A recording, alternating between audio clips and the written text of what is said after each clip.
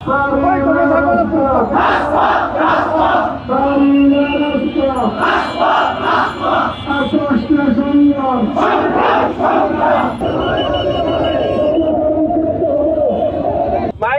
একটু 2 মিনিটের জন্য একটু অফ রাখেন, আমি একটু কথা বলি। আপনারা শ্রদ্ধেয় শিক্ষকবৃন্দ, আমরা তো শিক্ষকদের কাছ থেকে লেখাপড়া শিখে আসছি, তাই না? এখানে আমাদের ডিসি স্যার আছে, পিআই সাহেব আছে। আমরা চাই না কোনো প্রকার আপনার সাথে আমাদের জন্য কোনো দূরত্ব, কোনো মনোমালিন্য, কোনো কিছু না হোক, তাই না?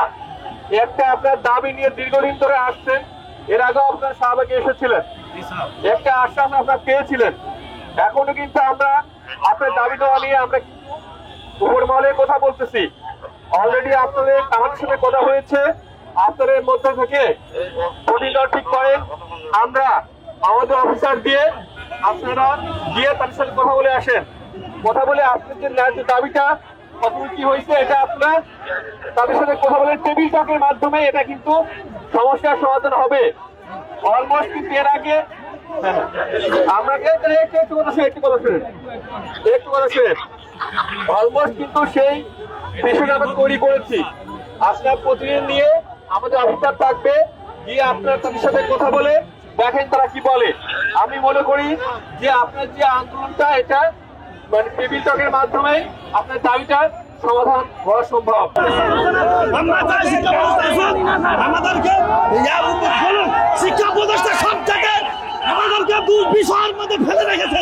এক্সট্রিম মশার কয়েল প্ল্যান্ট ফাইবার দিয়ে তৈরি, ডেঙ্গু, চিকুনগুনিয়া বাহি সহ যে কোনো মশার বিরুদ্ধে দেয় এক্সট্রিম সুরক্ষা। এই শিক্ষা প্রতিষ্ঠান অকার্যকর, এই শিক্ষা প্রতিষ্ঠান আমরা পদত্যাগ চাই, এই শিক্ষা প্রতিষ্ঠান আমরা মানি না। বারবার করে শিক্ষা প্রতিষ্ঠান আমাদেরকে আশ্বাস দিচ্ছে 5 মিনিট কেন, যদি 5 ঘন্টাও লাগে আমরা এখান থেকে 1 চুল পরিমাণ নড়বো না। এতে যদি জীবন দিতে হয় আমরা দিতে প্রস্তুত আছি। পাশাপাশি যে প্রশাসনের ভাইরা আছে আমরা তাদেরকে উদাত্ত আহ্বান জানাবো, আপনাদেরও একটা সার্টিফিকেট ছাড়া কিন্তু এই চাকরি সরকার দেয়নি।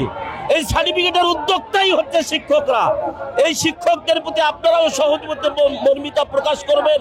পাশাপাশি আমরা উদাত্ত আহ্বান জানাবো, অবশ্যই শিক্ষক যেহেতু যারা দেশ গড়ার কারিগর, যারা শিক্ষক হিসেবে আজকে এখানে এসেছে, আপনারা আপনাদের দিক থেকে দেখবেন আর আমরা আমাদের দিক থেকে বলতে চাই, যতক্ষণ পর্যন্ত প্রজ্ঞাপন জারি হবে না, যতক্ষণ পর্যন্ত এখান থেকে সুদৃঢ় কর্মসূচির সুসমাপ্তি আসবে না, ততক্ষণ পর্যন্ত 1 বিন্দু পরিমাণ শিক্ষকরা এখান থেকে নড়বে না। গুলি করেন, হয় আমাকে বেতন দেবেন, নাই গুলি করেন, আমরা মাদ্রাসা বন্ধ করে দেন। কিন্তু আমরা মাদ্রাসার নামে বৈষম্য চাই না। মাদ্রাসা আন্দোলন করে আমরা পাই না, কিন্তু প্রাইমারি আন্দোলন ছাড়াই হাজার হাজার প্রাইমারি আজকে সরকারি হয়েছে, কিন্তু মাদ্রাসা কেন বৈষম্য হয়েছে? এই 91% মুসলমানের দেশে কেন মাদ্রাসার শিক্ষক ছাত্ররা বৈষম্য শিকার হবে?